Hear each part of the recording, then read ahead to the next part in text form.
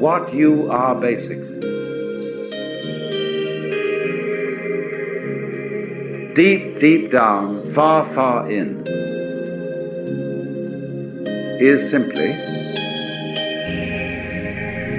the fabric and structure of existence itself.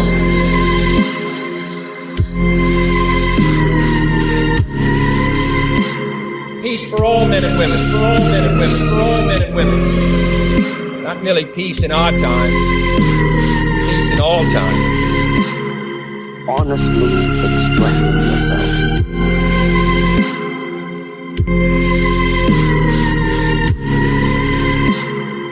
Peace for all men and women, for all men and women, for all men and women. Not merely peace in our time, peace in all time. The fabric and structure of existence itself.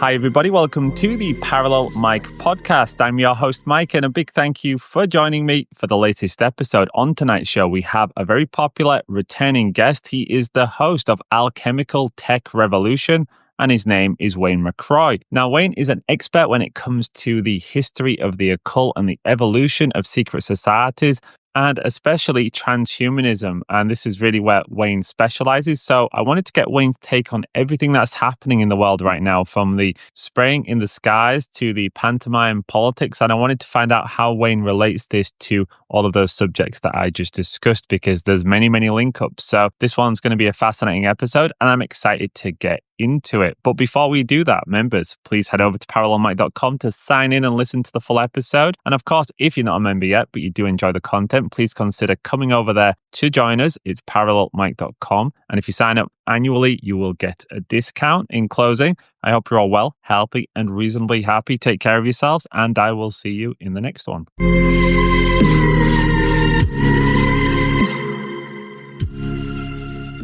Hi, everybody. Welcome to the Parallel Mike podcast. We are joined once again by researcher, author, and host of Alchemical Tech Revolution, Wayne McCroy.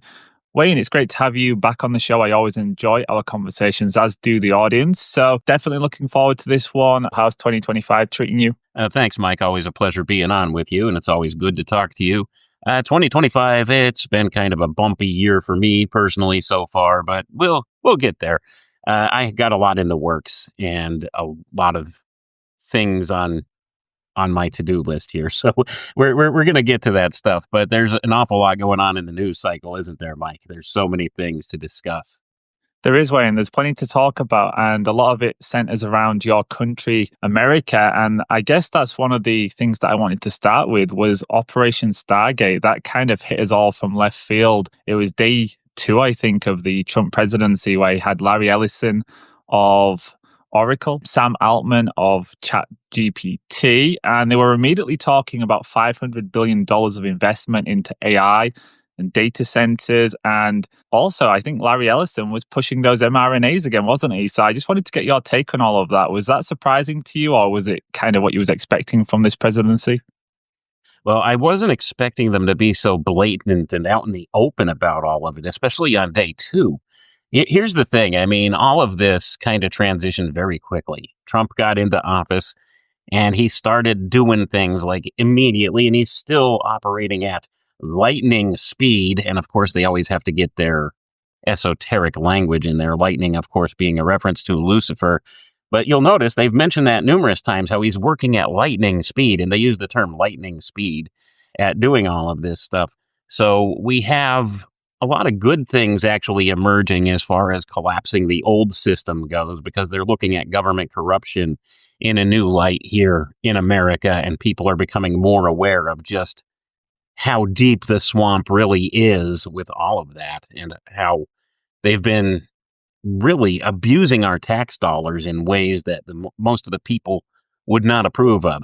So they're out there exposing this, but in the meantime, their whole agenda behind exposing it is what concerns me, because it's all about destroying this old system to put in place the new system, which of course you're aware and your listeners are aware is what we would call the technocracy. And that's certainly what they're trying to institute. So I wasn't expecting them to be so blatant about this artificial intelligence idea right on day 2 out there in the public. So that kind of caught me out of left field, that they would just be so open about it. But what I find more concerning is that more people aren't sounding the alarm about that. That's what I find the most concerning. $500 billion you're talking, that's not chump change. So there's a lot of money that they are intending to invest in this. And then just 2 days later, or whatever it was, all of a sudden out of left field comes this DeepSeek AI from China that totally guts the tech market for a couple of days there. And as far as the stock market goes, and it showed that you can build a functional AI for a lot cheaper than what these people are saying. So what's this money really going for? That's what you have to wonder. Like, why the investment of $500 billion? Of course, this is about building infrastructure for their beast system that they do want to implement at some point. And I'm hard pressed to explain why they need that kind of cash to build infrastructure to do that, like what kind of tech centers and stuff they plan on building. And of course, they announced that they were already under construction of one in Texas, and they plan to go from there. And of course, you have all of the usual suspects out there. Larry Ellison up there talking about how they plan on curing cancer and stuff using AI.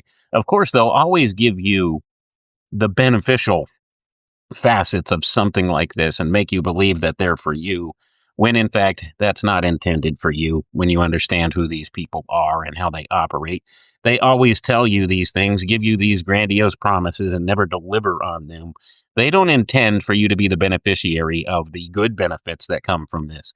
They only want you to be a slave to the system, so to say. They want you engrafted into this system, this technocratic system.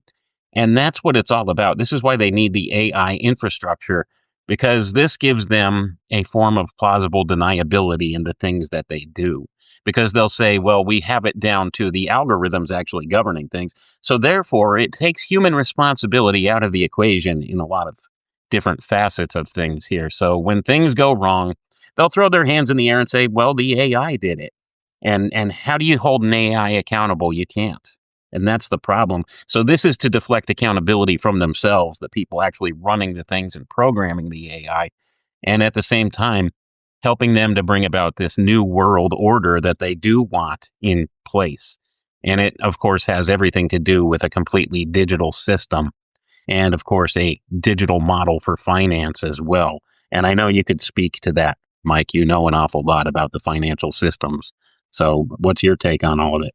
I'd say I was shocked, but not just by what they said, but also by the response of people, or lack of response of people to being told by Larry Ellison about mRNA.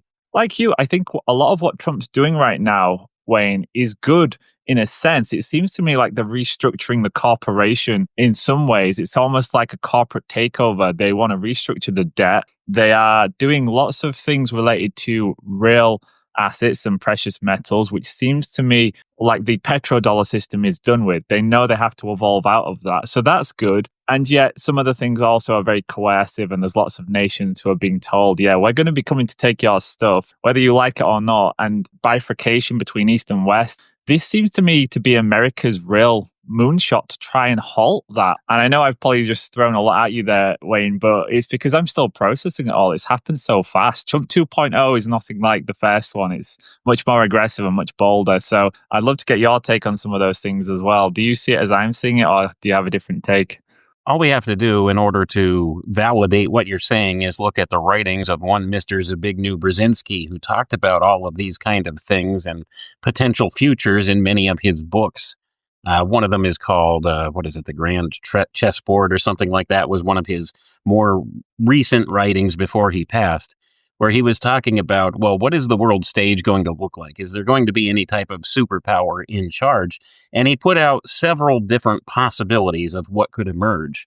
And it seems to me that those in the Trump administration have looked at what Brzezinski has had to say and taken that to heart and are trying to pivot themselves to a position where America still has a crucial role in world affairs.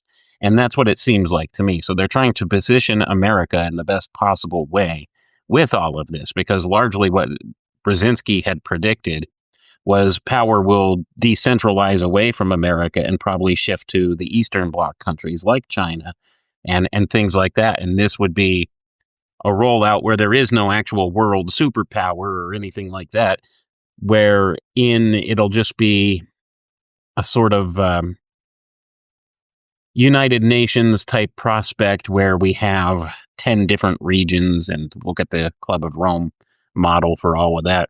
So this is what they were predicting. And I don't know, like, if this is truly what you could consider a prediction. I think it's more like a programming template that Brzezinski put out. This is the future they envisioned. And it seems to me they're getting some pushback from that, but there's still possibilities, and they're trying to pivot from that to set up and establish a new world order in which America still has a very large influence in that. And we're seeing the Trump administration doing a lot of seemingly good things on the surface of it. But quietly in the background, there's other things going on that I am concerned about. And like you said, the mega crowd just, they're not seeing it, or they're not responding to it. It's like they've been so euphoric in their response to all the good stuff going on that now they'll completely ignore all the bad stuff that's being done. And this is the nature of how our political systems work. This is the nature of human psychology. It's that team mentality, or that tribalism mentality. Our side's winning, we're doing the things we want to do, and it's sticking it to the other side, and people are happy about that. And they don't dig deeper and understand that these are the same machinations that always seem to put forward these select few agendas in this world that always go further and further and deeper towards this new system they want to build, even though they may approach it from a different angle. And that's all that's going on right now. The two wings of the political spectrum belong to the same bird. And I can't emphasize that enough. And it's like beating my head against the wall trying to explain that to people who are just busy cheering on the things that they like, because there are things that people like going on now. Like, we've walked away from this culture of wokeness here in the West now, where they're starting to reverse some of these trends that have been going on for a long time with that defy common sense. Let's put it that way. So common sense is making a comeback. So people are cheering that on, and they're happy about it, but they refuse to see that along with the good things that are being promoted and put forward quietly in the background, they're pushing us toward technocracy. And that's a hugely alarming thing to me, because when you put a non-human intelligence in charge of directing and guiding things, that is a recipe for disaster, in my view. And people are overlooking that and thinking somehow that this political machine that's operating right now is going to be a good thing for us. So you got Captain Brain Chip up there and Jab Daddy telling the people, we're going to have mRNA technology, we're going to cure cancer, you're going to put chips in your brain, and everybody's going to love it. You'll own nothing, but you'll love it. And it's the same old line, just coming at it from the different political spectrum, and people are eating it up. And I find that massively concerning, especially when you have just so many good-intentioned people, especially Christians here in the West, that are just cheering this stuff on, and they don't realize they're cheering on their own destruction ultimately. You know, it's really interesting because after 2020, there was all that discussion around the Great Reset, Klaus Schwab, Yuval Harari, and people really hyper-focused on their plans for transhumanism and technocracy and how we're going to have it whether we like it or not. And you had millions of people in the West and in America especially that were saying this is abhorrent, we need to stop this.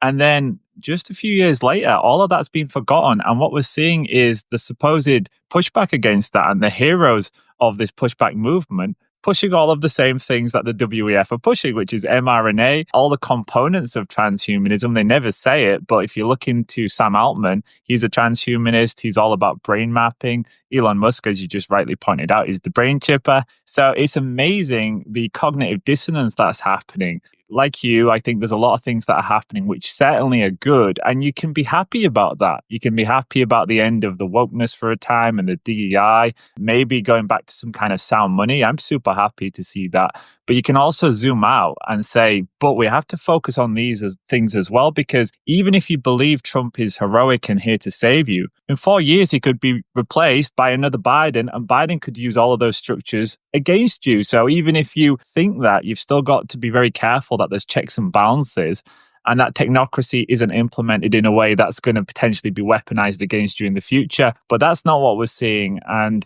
Yeah, I was happy that you brought up Zbigniew Brzezinski's book, because if listeners go back and read that book, it's from the 1990s. And one of the key things that he spoke about in that book, Wayne, was Ukraine, that Ukraine is going to be the key battleground, because if you can control Ukraine, you can control the key passageway between East and West. And that's precisely where we had this war. So it definitely presaged what's happened, or you could say it scripted what happened. It depends which way you look at it, I guess.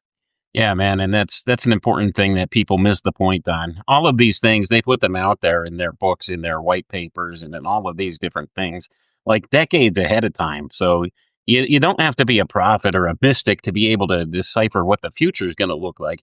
All you have to do is read their plan. Like, this is their blueprint. This is what they want. So all of this that's been going on in the Ukraine, it's all prearranged. They knew that this was the path they had to go when they finally decided to pull the plug on the old system and try to implement the new system. It's what this has always been about. It's the same old New World Order. I say that on my podcast all the time. Same old New World Order. It's all the things people have been talking about for decades, but now we're actually seeing them rolled out in real time in front of us. It's all the same planning motifs that go on, same old playbook. So understanding that and looking at the things that are happening, we knew about this. They told us this, and this is all part of the occult side of this too. They tell us what they're going to do, but we refuse to believe them. So we just don't speak up about it. And because we don't speak up about it, they take that as your tacit consent to it. So they do that. We are gifted by our Creator in this world with the gift of free will. And that is one of the greatest gifts God ever gave us. So that is why they can't violate this free will principle. And they tell you what they're going to do.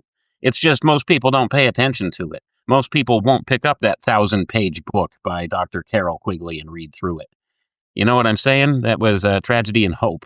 If you've ever read Tragedy and Hope, all of this stuff is all laid out in there too. And he tells you what the two-party system's about. And it's a control mechanism. It's the old Hegelian dialectic, essentially. And we see that all the time. And now they're using it in a masterful way right now from their perspective. They unleashed Trump on the world for a second time, and now he's operating at lightning speed, doing all of this stuff. And they presaged this in his first administration with Operation Warp Speed. You'll notice they make those inferences all the time. And we're seeing the ramifications of that now. And of course, it's always these same couple technocratic groups in the center of all of it, Peter Thiel and all of that crowd that goes along with it. That's heavily who's behind the whole Trump administration. I'll still maintain that J.D. Vance was the vice presidential pick because of Peter Thiel and because of the Bilderberg meeting that took place in Chantilly, Virginia in 2017, at which J.D. Vance was an attendee, and Trump was there too. And I think they told him, here's what we're going to do.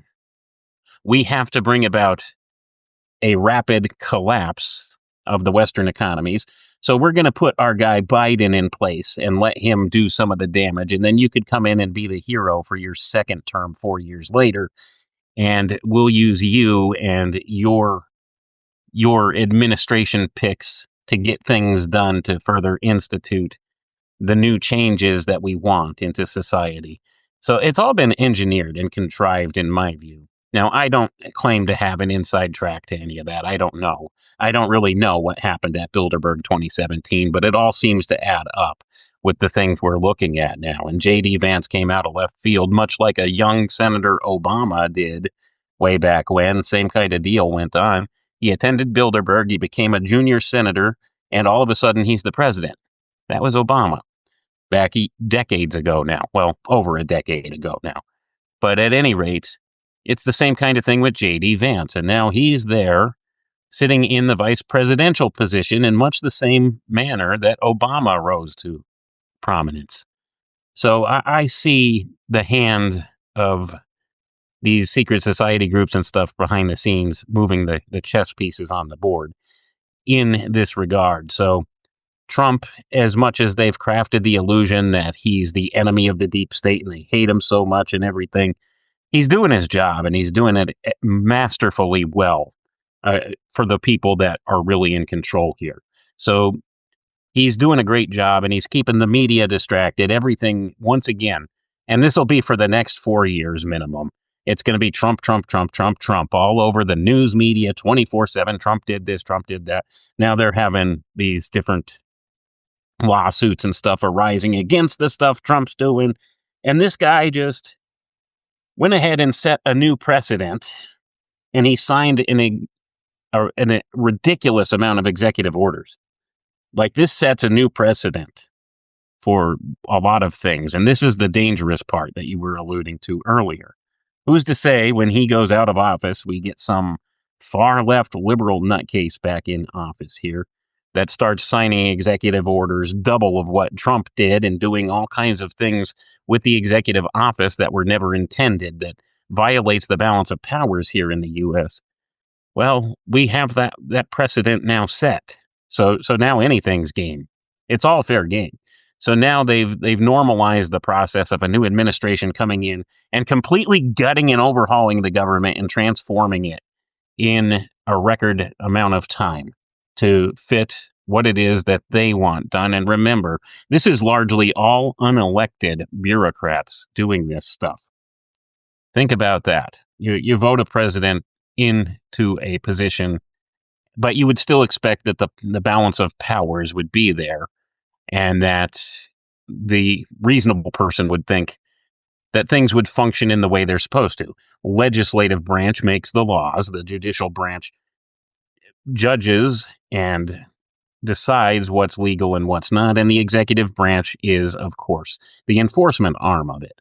Well, you can't have the executive branch, the enforcement arm, making the laws, and that's essentially what's being done through executive orders. And they've completely gutted a lot of different things. Now, today, they were talking about Trump is going to dismantle the Department of Education here in the United States. That is going to create a huge political backlash, and that is going to be a distraction story for the next several weeks here. I assure you it most certainly will be. So now I'm wondering, what are they doing behind the scenes that this gutting of the Department of Education thing is front and center? Because I don't know how much you follow things here in the U.S. here, Mike. I know you do quite a bit. But the Department of Education and, of course, the teachers' unions, this is a big political organization with a lot of sway and influence and a lot of money behind it. So they're not going to go quietly into the night. They're going to fight. And this is going to be a big, huge thing in upcoming weeks, I'm sure. So this will be what will distract the media pundits and the people and keep them talking about this. But my question is, what are they doing behind the scenes in the background to have this out there as a distraction to deflect from that? What do you think? You know, it's really fascinating in one regard, and then it's also a little bit concerning, maybe a bit scary way in how fast it's all moving, because I think in 4 years they're going to try to completely remake the global order. I think we're going to see that the financial system's going to be remade under Trump and Scott Bessent and Howard Lutnick. Clearly, they're going away from the old system. They're going to restructure everything. The dollar's going to get weakened. It's going to be hard times for Americans too. I don't think they quite understand that yet, that a lot of what Trump wants to do is going to impact them. It's going to be highly inflationary. It's not going to be good for Americans to have a weaker dollar. Exports will become cheaper. That's good for America, but it's not good for citizens now that your cheap imports are going to be so expensive and the dollar buys you a lot less. So it's going to be an interesting time as an analyst just to look on. And like you said, some of the things that are happening internally, this complete makeover of education and how the political structures work, it reminds me of Tocqueville, who discussed democracy, but he called it the tyranny of the majority. And it feels to me like liberty-minded Americans are actually now embracing tyranny of the majority because it serves them. But that's going to be left over once Trump's gone, if he does in fact leave after 4 years. And I think that's the plan, Wayne, is that it gets people conditioned into feeling like if we vote someone in, then it doesn't matter how they get it done. We don't need the checks and balances. And that's kind of now the narrative in people's minds as to how politics works, when actually you want a republic and you want to debate things openly and you want academic debate, you want intelligent debate. You don't just want it to be a shouting match and trying to make the other side look ridiculous. It's funny sometimes, sure, but this isn't entertainment. This is, America. the last great home of freedom we've got. And if America falls, then Europe was a democracy for a time. Now it's a tyranny. So we are in the tyranny of the majority. In fact, I wouldn't even say we've got a tyranny of the majority. We've got a tyranny of the minority, which is even worse because it's just our elected leaders now make the decisions and it doesn't matter who agrees with it or not. We're screwed over here, Wayne. So I'm praying for America. I want you to come through, but it requires people to realize how much power you've got in that constitution and that system of checks and balances. Once that's gone, the American experiment's over, in my opinion. And I agree with you, and I am hugely concerned about that. Another thing that you pointed out here, you'll notice that whenever these pundits are talking about the American system, they always refer to it as democracy. America was founded as a representative republic, not a democracy. And that is something that is lost to most people who are looking at this. We are not a democracy. We were never intended to be a democracy because democracy is code word for socialism. And of course, socialism is a code word for communism, and communism is a code word for fascism. And that's what we see going on. So historically, let me speak historically, any country that went the way of socialism eventually fell into fascism. And I think we're seeing the ramifications of that. Now, did the people just not understand this and they were all, okay, rah, rah, rah, let's go communism. That sounds great. No. You know how they heralded that whole thing in? By calling it democracy. And then subtly through the course of time, changing the definitions of things and appealing to the masses, like you said, this tyranny of the masses, looking at it from that perspective. And that's how they get control. And then all of a sudden, bureaucrats are running everything and they do what they want. And the ends always justify the means. Now, that's a key point that's important to the secret societies and the occult fraternities. The ends always justify the means. They don't care how they get it done, just that they get it done and they get results. So that's something that has trickled over into politics and the political spectrum as well. So we have this whole notion here. This is how they establish themselves and get in power. They appeal to the masses. Democracy. Don't you want what's best for you and your family? You should be able to vote yourself these privileges and rights and to work against this and the system as it's expressed right now. And then they get the trust of those people and they get elected into power. And then they decide, well, we know we have all of these problems, which, by the way, were manufactured on purpose by those very same people. We have these problems. Now we're going to roll out the solution for you. This is the solution you want. But in order to do that, first, we have to eliminate some of the checks and balances to do what's best. It doesn't matter at this point. Things have gotten so bad. It doesn't matter if we stay true to what our Constitution has said. What we need to do is get things done quickly and reestablish order here and put common sense practices back in place. So we'll do whatever it takes to get that done. And that's what we see happening in America right now. And we've seen this countless times throughout history in countries across the world. They'll appeal to the masses. And at first, like you said, it will be kind of a tyranny of the masses representing the majority. But at some point, it's going to shift to the minority and the true minority, which is the select few controllers of all of it. So then you're going to have this elitist class which runs things, and you're going to have this lesser class of citizens. It's kind of like a neo-feudalism. That's exactly what they're trying to manufacture. You have the ruling class and the ruled class. And this is what it looks like. It looks like, at first, democracy. And you'll notice that I did the air quotes there with democracy, because that's always what they invoke. Because people have a positive picture of democracy in their mind. But what they don't realize is there's always that subtle inflection to democracy which leans towards socialism. And socialism just clearly does not work in a pure way like it is intended to, or like the people think that it should. Doesn't work like that. Socialism, collectivism, communism, all these same terms can be applied across the board historically to this. And you can see it's not a sustainable system. So it doesn't align with individual freedoms. Let's put it that way. It's all about the collective. It's right in the name, communism or collectivism. It's about the greater good. And of course, they always invoke that archetype in the things they do. It's for the greater good. Oh, we're going to hurt for a while. Americans are going to feel the pinch for a while, but it's for the greater good. And people eat that up. Same thing with these shots and stuff they rolled out for the COVID nonsense. It's for the greater good. It's so that you don't kill grandma. It's for the herd immunity. You notice how they approached all of that.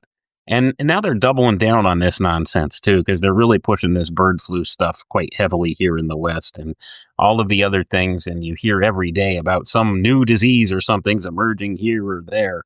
And now there's a major measles outbreak in Texas. And I just laugh at all of it because it's absurdity on the face of it. And I went at this years ago, way back in, what was it, 2018 or 2019. I was on with Sean of SGT Report, and we did an entire show talking about the measles and the measles vaccine because they were pushing that narrative at that time, too. In New York, there was a measles outbreak, and they were pushing all the fear porn for that and trying to get people to go out and get vaccinated for this and stuff. And we did a whole show on that, which, by the way, his channel now on YouTube was long since taken down, and that episode has now disappeared into the archives somewhere. But maybe you could find it on the Wayback Machine somewhere, somehow on the internet somewhere. But Sean doesn't even have that episode anymore. He lost a lot of his files when YouTube pulled his channel. So this kind of stuff points in the direction of that tyranny, and it's going to be a medical tyranny that they're going to double down with on this. That's why the mention of the mRNA on day 2 with the artificial intelligence by Larry Ellison and, of course, the Trump administration and the $500 billion Stargate project. And there's a whole lot of transhumanist ties to all of that, too, because that's where this all ultimately leads, is to the transhumanist singularity, and that's what they're looking for. That's the ultimate goal of technocracy. So we're seeing all this stuff quietly rolled out. And of course, they use the guise of doing good things by dismantling these corrupt systems that are already in place. But what are they replacing it with? And that's what people aren't asking. What are you replacing this with? That's the concerning thing. Yeah, it kind of feels like they're giving you $10 for free, but $20 are being lifted outside of your back pocket whilst you take it. That's where we're at now, and people are falling for it. It's a trick. And the only way you stop it is to recognize that some things are more important than the immediate gratification of seeing your enemies destroyed, your ideological enemies. Yeah, I don't know how America moves forward from there. I think that's the real power of the Hegelian dialectic, like you said, and also having two sides that have been pushed into such extremes. And I don't think the MAGA crowd are extreme, but I think they made the left so extreme that in comparison, the gap between you is so wide now.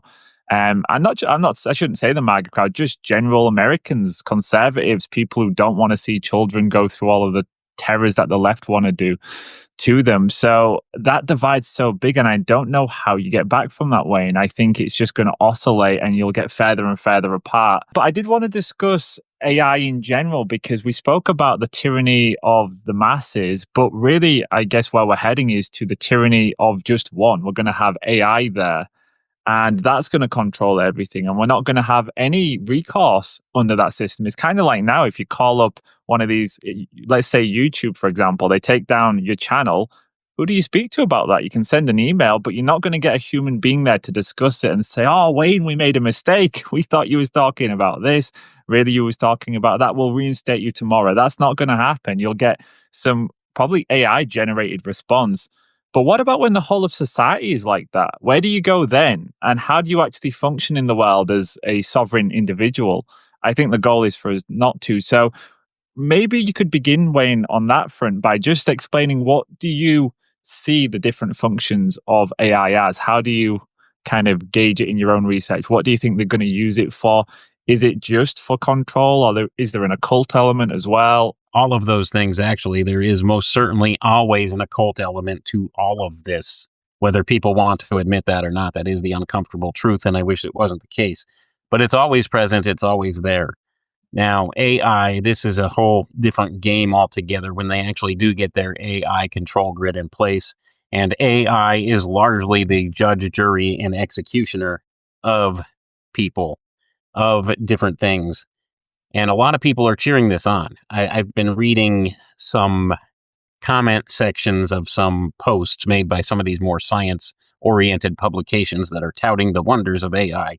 And many people are actually cheering this on. They think it would be great if AI is the decider or the judge in cases, especially legal cases, because it's unbiased and it works on pure data. So they're saying that is a desirable thing. But think about this. All right. They're also talking in these circles of AI that the artificial intelligence at some point, and it may already be there, will be able to preemptively predict crime and those who commit crime, much like the movie Minority Report. Now, you haven't committed a crime, but the AI determines that you will commit a crime in the future, so it arrests you and implies a punishment to you. Now, who do you appeal to in that case? Now, remember, the AI algorithm is totally in charge of everything. You can't appeal to it. It knows with a 99.99% certainty that at some future time you will commit this crime, and therefore it's going to preemptively punish you for that and prevent you from doing that. And you can't really change its mind because it doesn't have a mind of sorts to begin with. It just functions on the algorithm and from the pure data set information. So you've done nothing and you're being punished for a crime. You are either put in jail or maybe executed for that crime, and you have no recourse, no form of a second opinion. Now apply that to the medical model too, because this is one of the things that they're touting heavily for artificial intelligence. Now, just taking what Larry Ellison said about this Stargate project and about the future of AI and the mRNA vaccines, what he claims is that they will be able to use this artificial intelligence utility to pre-screen people with a simple blood test to see if they will develop certain types of cancers in the future. And with that AI blood test, within 48 hours, they can manufacture a personalized mRNA vaccine for the person to prevent them from getting this cancer that they were screened for. So look at it from this perspective. You go to the doctor. He does some blood work. He says, okay, the AI system has told us that you're flagged, that you will develop, say, 6 years from now, you're going to develop lung cancer. So we're going to go ahead and manufacture a specific custom-made mRNA vaccine geared towards your DNA to prevent that from happening. And that'll be ready in 48 hours. And this is what Larry Ellison said. So come back in 2 days and we'll give you your injection and you will be cured of this cancer that you don't have. Now think about the absurdity of that on the face of it. The computer says you're going to get cancer.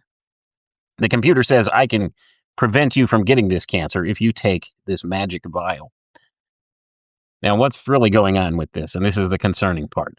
So you take this mRNA jab that the computer said you need so that you don't get cancer in 6 years. And then what happens then? Well, we see all of the certain damages that are going on from these mRNA vaccines. And by the way, they had the data and they knew this before they rolled all this out, that this would happen. So instead of dying from cancer in 6 years, within 6 months, you died from a massive heart attack and myocarditis. Well, you didn't get cancer. Sorry, the computer couldn't have predicted that. This is what we're looking at. So is it like a soft culling type of a mentality going on? I suspect there's a lot of that involved with it too. But who do you appeal to? Who do you get a second opinion from? You don't. If the computer says, and here's the thing, the doctors, they're not going to know how the computer determines this stuff because the computer programmers don't even know how the AI determines these things. That's the concerning part about AI. Now add to the mix quantum computing, which has made massive leaps in recent months. They have less of a clue as to how it arrives at the conclusions it arrives at. They have no idea how it processes this information so quickly and can come up and determine different conclusions that it determines through this. They don't know the methodology it uses. So how would you get a second opinion? Well, the only way to get a second opinion would be maybe ask a different AI model. And it'll probably give you the same result because these are all going to be networked anyway. And they all work on the same data streams, the same bits of data out there. And this is part of the process of the training of a general artificial intelligence. It takes whatever data is available and compiles it into a most likely probable scenario with these things. And this is what the second opinion would give you anyway, even if you wanted one. And it would probably reject the second opinion because it would say your insurance doesn't cover it. So you either take it or you leave it, or you sign this waiver that you're not going to take this, and then you run the risk of getting cancer later, if they even give you that option in the future. And this is also the concerning part. I mean, right now, we do have some medical freedoms where we can choose through informed consent to take these things or not. And that's all because of different legal things that have happened in this world, of course, as it was borne out in the Nuremberg trials and other places. We have to have informed consent, but right now we're not given proper informed consent on anything, and people overlook that, and they don't object to that. So these controllers of this place, they take that as your tacit consent to having this done to you, and in so doing, oftentimes we're misled, and a lot of people have been misled with these COVID jabs and other things. And it's only going to get worse when the AI determines it's safe and effective and you need to take this or you're going to die. And people will line up and do it because there's no way to appeal that. There's no second opinion that's going to come. And think about that even from the legal process, like we alluded to earlier, especially when you take pre-crime into consideration. This is all part and parcel of what they have designed and in mind for our future. The Internet of Thoughts, a subsystem of the Internet of Things. We're all going to be tied to it according to what they want. Why do you think Captain Brainchip's out there pushing his Neuralink? And all of these different things, and it's all interconnected. And that's what people don't see the scope and depth of. It's all interconnected. It's all planned. It's all coalescing according to their plan on their timeline.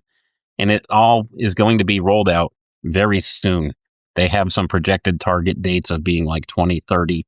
And of course, Kurzweil has on the record said he thinks the singularity will be achieved by 2045 or 2047 at the latest. And even those numbers or those timelines are being pushed up. Now people are predicting singularity by 2030.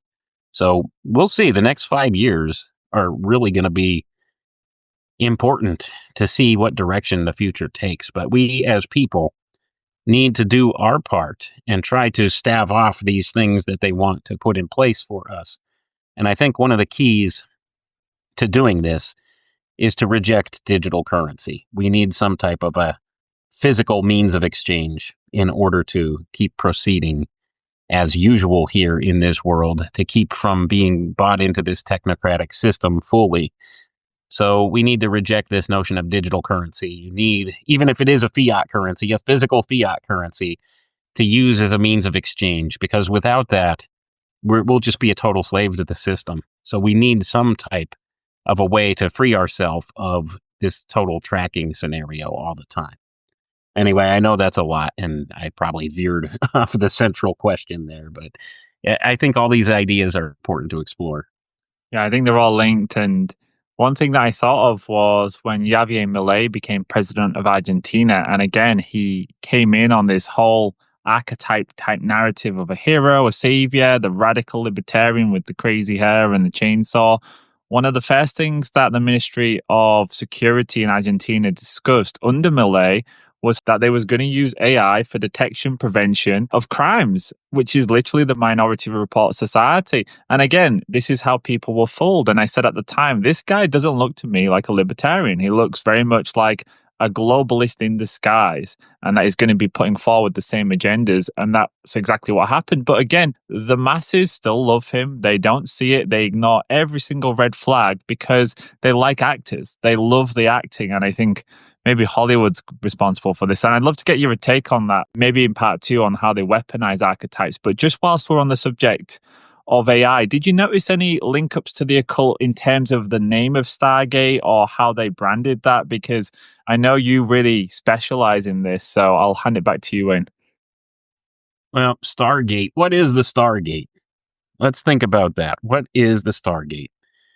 If you delve deeply into occult research, you will begin to understand what is intended in the name Stargate. You and I, the human being, is the Stargate. We are the gateway between worlds. This has always been a long acknowledged thing in the occult teachings and the old mythologies and everything else.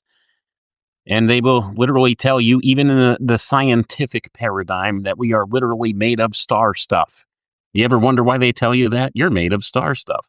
Well, because you are the Stargate. You are the gateway between worlds. Know ye not that ye are the temple of God? This is the important facet of all of this. Now, here's the thing, as it pertains to AI in particular. Now, we have a lot of these people out there saying that left unchecked, artificial intelligence will eventually turn on us and destroy us. Elon Musk was central among those figures, making those claims early on. So what does he do? He goes out and he founds a company that develops artificial intelligence. He's telling us it's going to destroy us, but yet I'm still going to pursue it. And he does this, and he's warned us of this. Well, here's the thing. This is the problem action solution Hegelian dialectic at play, as always. Now we're at the point where artificial intelligence is advancing so rapidly and rolling out so quickly that there's no turning back now. That at some point it's going to gain agency and it's going to turn on us. At least this is the narrative they're trying to present to us. So what do we do about that? What is our only option moving forward? Well, the only way to assure that we don't be destroyed by this artificial intelligence is to merge with it. Enter the transhumanist conversation. And this is where it's going. So they'll tell you we need to merge with the machine so that assures our path forward here, so that it doesn't turn on us and destroy us. And all of this is based in fraud, by the way, but they will make it sound like it's legit. And of course, you have intelligent people like Elon Musk saying this is the case. We need to do something about it. So here's the solution. Notice the problem, reaction, solution. What's the problem? Artificial intelligence, it's become a runaway advancement, and it's gotten out of our control and out of our hands. So action, well, the fear reaction of the people, you have to do something to stop this or to make it so it doesn't destroy us. Solution, let's merge with it. We'll put that brain chip in your head and you could tie yourself directly to the artificial intelligence. Man will be God. And certainly you could see the occult underpinnings there. So these are the things to be concerned with. And of course, this is the solution that they will offer to us as a means of stabbing this whole thing off. Become one with the collective consciousness of the machine. It's the Borg mentality. And this, of course, like I said, is all based on a foundation of lies and deceptions. That's not what will happen. It's actually the great culling in disguise. You'll notice the transhumanist solution to everything is upload your consciousness into the machine. And there are people that firmly believe that you can do that. In fact, I'm going to be doing an upcoming podcast episode on my podcast, The Alchemical Tech Revolution, that goes over one of the major patents and papers written about this advent of being able to upload your consciousness into a machine and live forever. It's a real thing. And people will still think it's science fiction or something.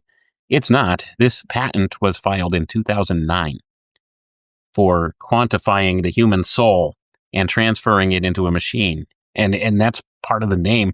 And I'm going to be doing a whole podcast episode on this. I'm going to make that a free episode so people could listen, because it's that important that we all hear that.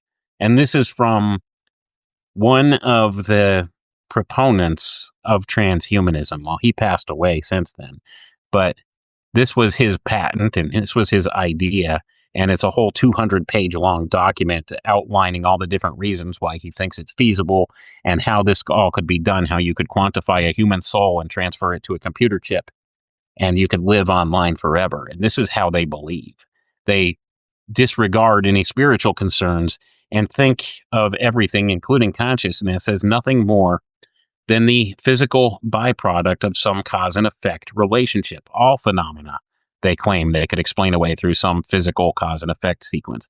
Now, human consciousness, they try to explain as the byproduct of the electrochemical activity of the brain and brainstem.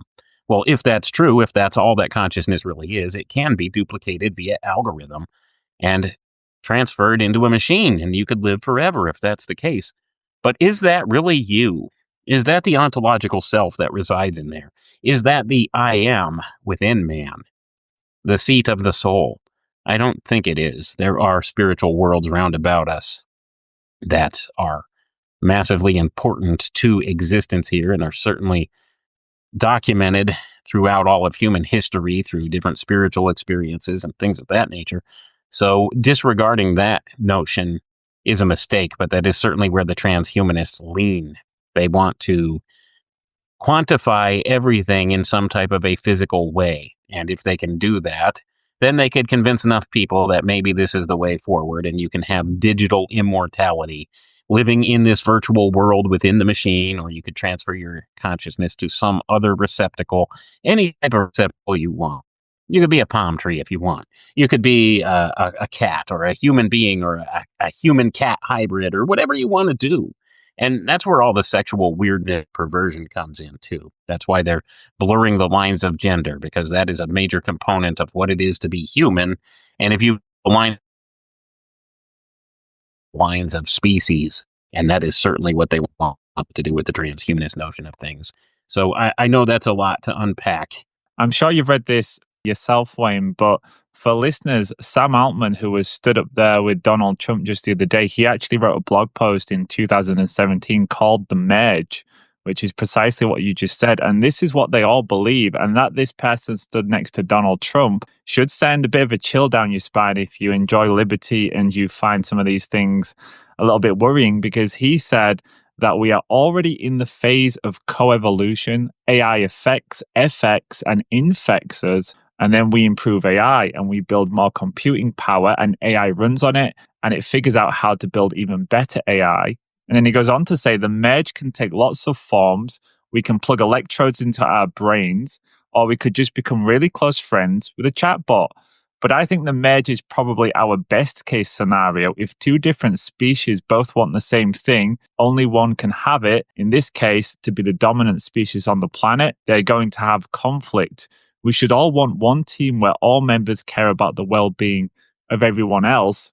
And what he's suggesting there is that AI and cyborgs are going to become so powerful that we have to merge with it. That's our only way of surviving. Otherwise, we will get wiped out. And then he says that we're going to have brain digital interfaces. And also, there's a really important bit here. He says, my guess is that we can either be the biological bootloader for digital intelligence, so that we become the biology for digital intelligence to jump into, or we fade into an evolutionary tree branch and, wiped out. That's pretty much it, Wayne. So everything that you just said is precisely what they're talking about. And these people used to be on the fringes of society, working in tech, and people thought those guys are weirdos. They literally stood next to the president of the most powerful nation on planet Earth on day number 2 of his presidency. If that doesn't hit home and start to really frighten you as to where this might be going and how fast it could, then I think you've probably got lost in the narrative. You've been somehow psyoped into ignoring the bigger picture. That should worry everyone, Wayne, because this is what they believe and this is what they want to do and want to push us to do and our children. But I actually don't think they want to give us a choice in this. I think they want to force us into it no matter what. I personally believe that the injections were the first real kind of assault on us in that regard, but I think it's happening across the board now. And I'd love to get your take on that in part 2, Wayne, but I think it's probably a good place to drop off for part 1. So I'll direct listeners to your website, Wayne, but is Substack the best place to find you? Actually, everything's centralized on my website now. That's www.alchemicaltechrevolution.com. Everybody could find my stuff there. It'll direct you around everything else, Substack, and everywhere else that I operate from. Awesome, cool. I'll put the links in the description. Thanks so much for joining us again, Wayne. And yeah, we'll jump straight into part number 2. All right, man. Always a pleasure.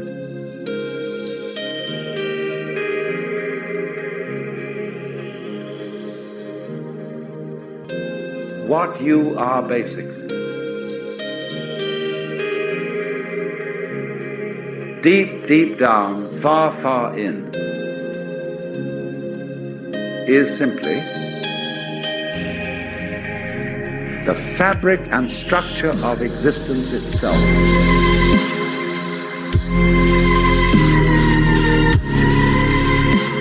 Peace for all men and women, for all men and women, for all men and women. Not merely peace in our time, peace in all time. Honestly expressing yourself.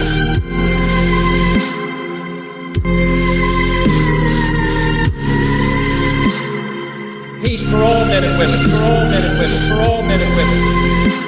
Not merely peace in our time, peace in all time.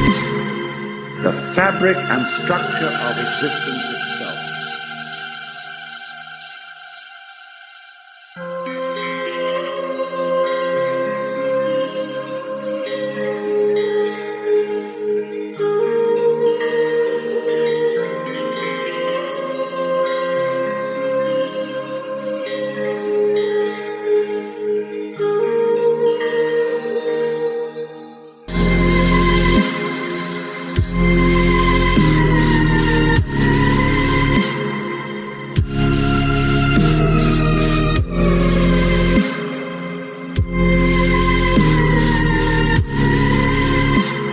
In the 17th chapter of St. Luke it is written, the kingdom of God is within man, not one man nor a group of men, but in all men, in you, the people, have the power. Peace for all men and women, for all men and women, for all men and women. The fabric and structure of existence itself. Honestly expressing yourself.